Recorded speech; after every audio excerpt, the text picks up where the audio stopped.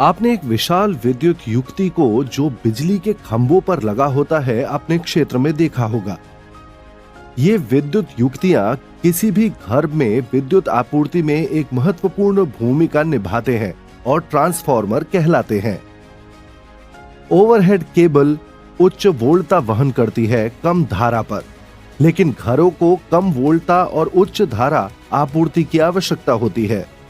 Transformer उस उच्च वोल्टता की आपूर्ति को विद्युत संयंत्रों से निम्न निर्गत वोल्टता में आवासीय उपयोग हेतु बदलता है। इस सत्र में हम ट्रांसफार्मर के बारे में और जानेंगे। हम बहुत से विद्युत युक्तियों का उपयोग हमारे दैनिक जीवन में करते हैं।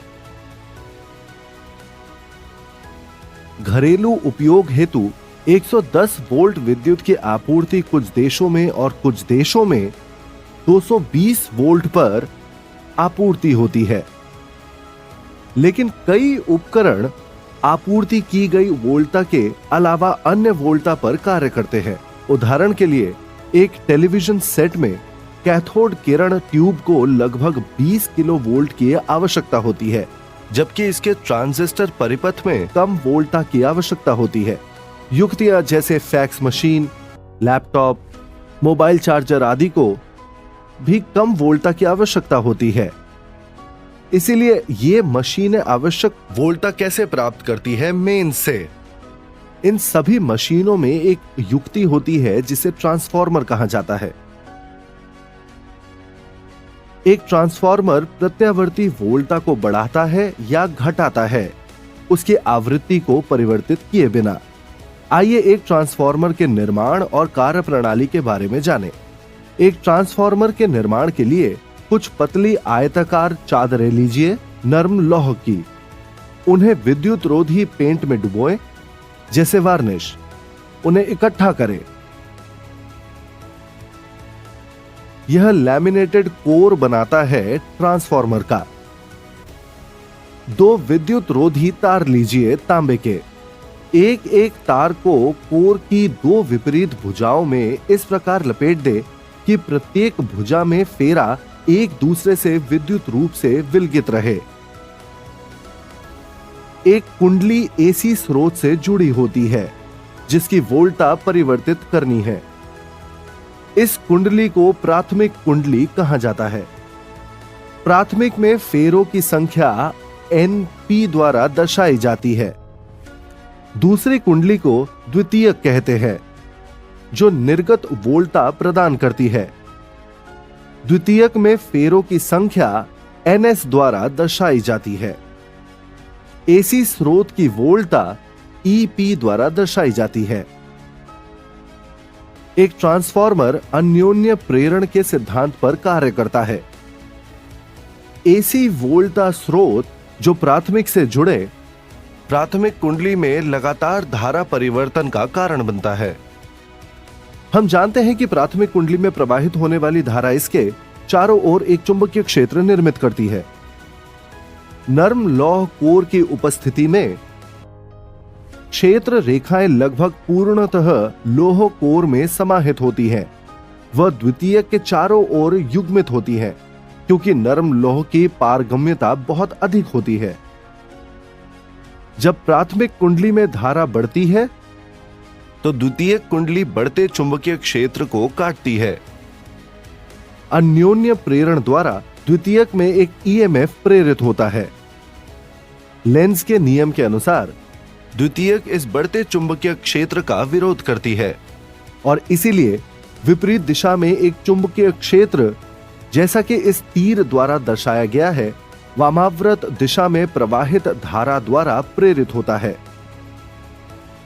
आगे जब प्राथमिक में धारा घटती है तो चुंबकीय क्षेत्र भी घट जाता है, जो फिर से द्वितीयक में एक EMF प्रेरित करता है।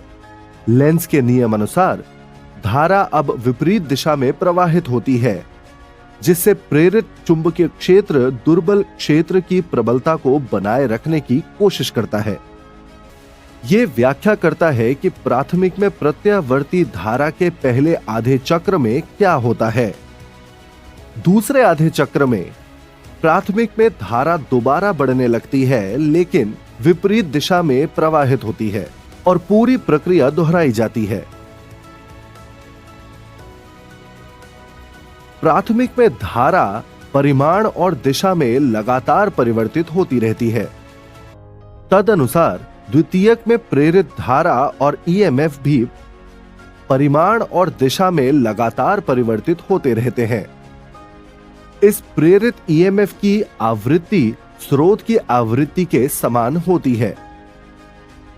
इसका परिमाण द्वितीयक में फेरों की संख्या और प्राथमिक में फेरों की संख्या के अनुपात NS/NP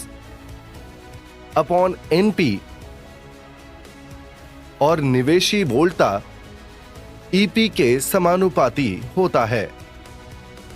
यह दिया जाता है ES = NS/NP × EP द्वारा। आइए प्रेरित ईएमएफ और फेरों की संख्या के बीच संबंध को समझने के लिए हम एक सरल क्रियाकलाप करते हैं। कोर की एक भुजा के चारों ओर एक बार एक विद्युत रोधी तांबे के तार को लपेटे। इसमें 5 वोल्ट के एसी स्रोत को जोड़िए। यह प्राथमिक कुंडली का एक फेरा है। एक और तांबे के तार को विपरीत भुजा के चारों ओर एक बार लपेटे। इसके सिरों पर एक वोल्टमीटर जोड़े। जब प्राथमिक में धारा प्रवाहित होती है तो द्वितीयक में लगभग 5 वोल्ट की वोल्टता प्रेरित होती है। इसका कारण यह है कि प्राथमिक में फेरों से संबद्ध फ्लक्स द्वितीयक के साथ भी संबद्ध होता है। अब एक और तार को इस तरह लपेटे कि 2 द्वितीयक कुंडलियां हों। प्रत्येक द्वितीयक कुंडली में 5 वोल्ट के बराबर वोल्टता प्रेरित होती है। ऐसा इसलिए है क्योंकि वही फ्लक्स अतिरिक्त कुंडली के साथ भी संबद्ध होता है।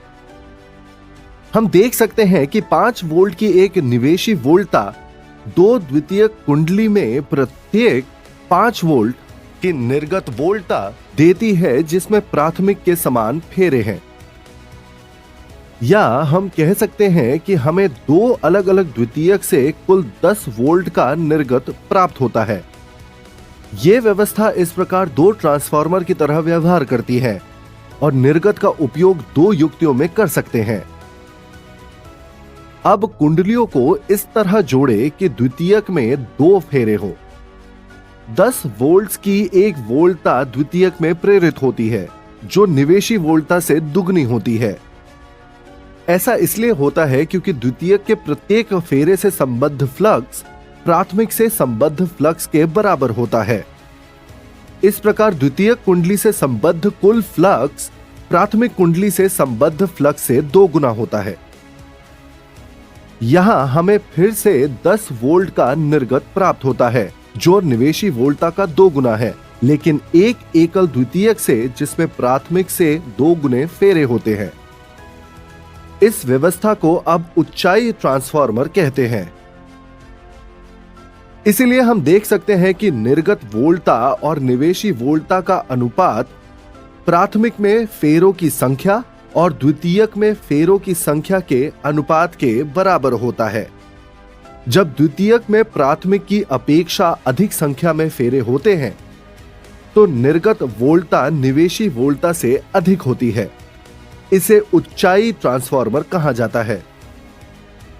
जब द्वितीयक में प्राथमिक की अपेक्षा कम फेरे होते हैं तो निर्गत वोल्टता निवेशी वोल्टता से कम होती है। इसे अपचयी ट्रांसफार्मर कहते हैं। यह ध्यान रखना महत्वपूर्ण है कि यदि ट्रांसफार्मर 100% दक्ष होते या दूसरे शब्दों में आदर्श हो तो कोई शक्ति क्षय नहीं होगी। दूसरे शब्दों में प्राथमिक में शक्ति द्वितीयक से निर्गत शक्ति के बराबर होगी, अर्थात वोल्टता इंटू धारा प्राथमिक इज इक्वल टू वोल्टता इंटू धारा द्वितीयक, या ES/EP is equal to IP/IS, जो कि बराबर है NS/NP, जो कि बराबर है R के। R को ट्रांसफार्मर अनुपात कहा जाता है। यह उच्चाई ट्रांसफार्मर के लिए 1 से अधिक और अपचयी ट्रांसफार्मर के लिए 1 से कम होता है। समीकरण से यह स्पष्ट है कि एक ट्रांसफार्मर शक्ति उत्पन्न नहीं करता। यदि द्वितीयक में अधिक वोल्टता है तो इसमें प्राथमिक की तुलना में कम धारा होगी और इसके विपरीत होगा, जिससे निवेश और निर्गत शक्ति बराबर रहेगी। सारांश: एक ट्रांसफार्मर आवृत्ति को बदले बिना एक प्रत्यावर्ती वोल्टता को बढ़ाता या घटाता है।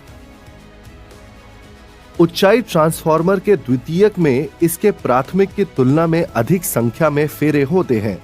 यह निवेशी वोल्टता को बढ़ाता है। अपचयी ट्रांसफार्मर के द्वितीयक में उसके प्राथमिक की तुलना में कम संख्या में फेरे होते हैं। यह निवेश वोल्टता को घटाता है। प्राथमिक में शक्ति एक आदर्श ट्रांसफार्मर के लिए द्वितीयक की शक्ति के बराबर है। ट्रांसफार्मर का उपयोग fax machine, laptop, mobile charger आदि में किया जाता है। एक आदर्श दुनिया में मशीनों को 100% दक्ष माना जाएगा, लेकिन हकीकत में कोई भी मशीन 100% दक्ष नहीं होती है। प्रत्येक मशीन में किसी न किसी रूप में ऊर्जा हानि होती है। ऊष्मा सबसे आम है। ठीक उसी तरह एक ट्रांसफार्मर में भी विभिन्न रूपों में बहुत सारी ऊर्जा हानि होती है। उनके बारे में जानने के लिए बने रहें।